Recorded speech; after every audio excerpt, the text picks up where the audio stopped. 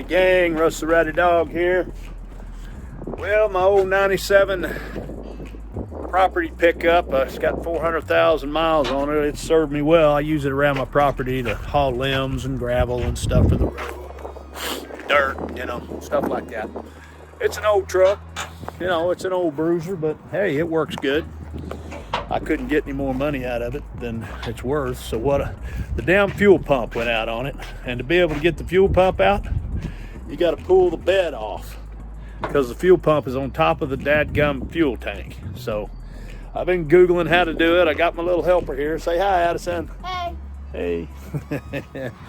And her and I are going to get this bed off here. I've got the bed liner off. It's laying over there. Pulled the tailgate. It's laying over there. And anyway, we're pulling the bolts out of the bed. There's 6 big old torque bolts that you got to pull out. I put some PB blaster on them. Let it set for a little bit.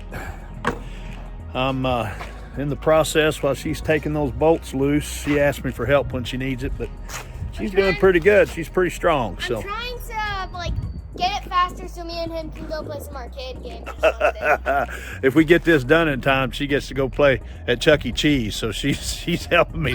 She's got ulterior motives. It's not just helping me. I'll do anything for a video game. She wants to help me so I can get done and get her over to Chuck E. Cheese to play some games. But anyway, I need the help, and I appreciate the help, no matter what it costs me. I know it's like $1,800 to $2,000 to have a shop change this thing, and I'm not going to do that. I can work my elbows out. I got a little elbow grease left in in these things. All right, put it where it goes, over there on the tray with the others. Anyway, that's how many we got out now? 3? Yeah, we got 3. Okay, we got 3 of 6 of the bed bolts. Once we get the bed bolts out, I've got to. What you do is you got to unbolt the neck to the filler spout right here. There's a few more electrical wires and things on top of the tank that feed the fuel tank. You got to take loose. I'm fixing to climb up under the truck and do that. But anyway, I'll show you what this looks like once you get the bed off this old truck. But yeah, I'm gonna tell you one thing. I couldn't do this a year ago. I was too overweight, too out of shape. I wouldn't even attempted this. I just had them haul this old truck off. Anyway, I'll be back. Y'all take care. God bless. Hey guys, RowdyDawg. Okay, I got my bed off. Look at that. Well, you talk about a mom. I had to have my neighbor across the street, old John, come over and help me. But there it is right there. That's what you have to do. And I had to grind one of the bed bolts out because the damn thing was froze in there. I broke my T50 torque star bit off in it, trying to get it loose. I put a brake over on it, and it just broke right in two. Anyway, there it is, and there's that right there. If you can see that right here, that's the fuel. That's the fuel pump right there. You got to take that freaking bed off of there to get to it. Is that not stupid? And guess how much they want to charge you to do this at a repair shop? It's like $2,000. A $1,600 was the least expensive. Anyway, I started this about 3 o'clock. After yesterday, I determined that it was the fuel pump, but I started on this about 3, and it's probably about 6 now, so 3 hours doing this. There's the fuel pump right there. That's the baby I'm going to be putting in, but it just, you got those little bolts. Got those bolts right there. There's like 6 of them around that top right there. They're like 10 millimeter. You just pop those off and put the new one in, hook up the electrical and the gas lines back, and we'll give her a go and see if she'll run before I put this bed back on for sure. So anyway, stay tuned for that. Hey guys, RowdyDawg here. All right, I got the new pump in. It went in surprisingly well. The old one came out pretty easily. There it is right there. It all looks good with that little pump right there. That's a little bastard that went out. Excuse my language. Put that back in there. Okay, I got everything put back together. And, you know, now we're going to start it. Let's see what happens. Here's the big test right here, if this thing will start or not. Here we go. Let's see. Oh, cross your fingers. Stay running. Yeah! The old RowdyDawg still got a magic touch. I love it. Just saved me about $2,000. Well, probably about 16 to 1,800 bucks anyway. The pump was 200, and I had to buy some torque bits to get the bed off. But all right, she's running. Okay, that'll do it. All right. Yes, sir. All right, good deal. Okay, guys, there you go. It wasn't a fun job, but hey, I just took my time. Didn't get crazy with it. Wasn't in a big hurry. You know, that's the main thing. I just took my time. Went and looked at a Google video and made sure I was going in the right direction. I had to grind off one of my, glad I had a cut-off grinder.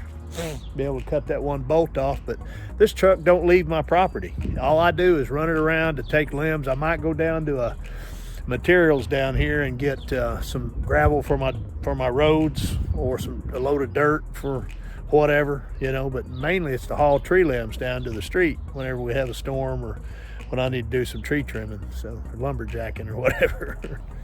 Anyway, okay, now the fun part. I got to get that bed back on there. I'll call my neighbor to have him come help me throw it back on there, get her aligned, and get her back on, and we're done. All right, awesome. I'll check y'all later. If you guys have any comments, want to leave me, you know, any kind of comments on the channel, subscribe. You know, I did some artificial turf. I'm getting ready to do another video about another section of artificial turf I'm putting in, and we'll see how that goes. But this job, it was not fun, but it wasn't too bad either. It was a lot easier than I expected. I expected it to be a lot tougher, but you do have to have the right tools. You got to have the tool to take these lines loose here. See the gas lines? And this is the tool right here. I had to buy that, and you push it into the line right here and push on it, and it releases the line. But other than that, I had all the tools, you know, that I needed to get this accomplished. But anyway, all right, guys, peace out. God bless. Hey guys, the RowdyDawg. Okay, here it is the next day. I got this fuel pump in. One thing that I did not put on this video was I started with the fuel filter.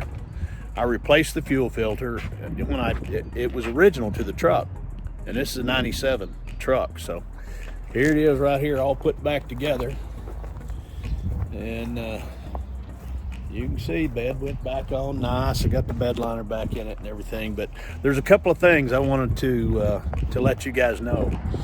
The filler neck right here, whenever you pull the bed, the filler neck has 3 bolts in it. I pulled that loose, and whenever I was trying to put the bed back on, so you leave that hanging. And I know why they do that now, because it is a pain in the ass to get reconnected to the hoses.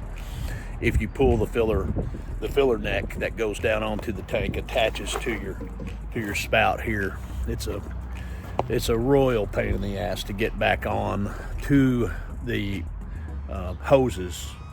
I was going to replace the hoses, but I couldn't find any on Sunday, so I just went ahead and put it back together. But I would have, had I known, I wouldn't even pulled it loose. I'd have just had my wife come down here and kind of move it, because it is flexible. You can move it out of the way. It's on hoses. It's on a 1 1/4 inch and I believe a 5/8 hose for the vent attached to the filler spout here, and it's movable. It'll move back around, and it's flexible, so you can move it out of the way. But you need an extra set of hands to do that. So while we were picking the bed up to move it back on, if my wife would have been out here, or my daughter even, I could have had them move that out of the way so we could slide it up on there. But I didn't, and I bet I spent an extra hour, maybe not quite an hour, but quite a bit of time trying to reconnect that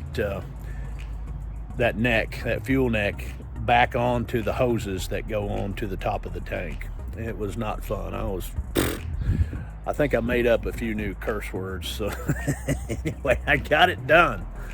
Another thing that is key here is these guys tell you, to take loose your license plate lights, or license plate, your little tag lights there. They just unplug. You twist them and they unplug. That's no problem.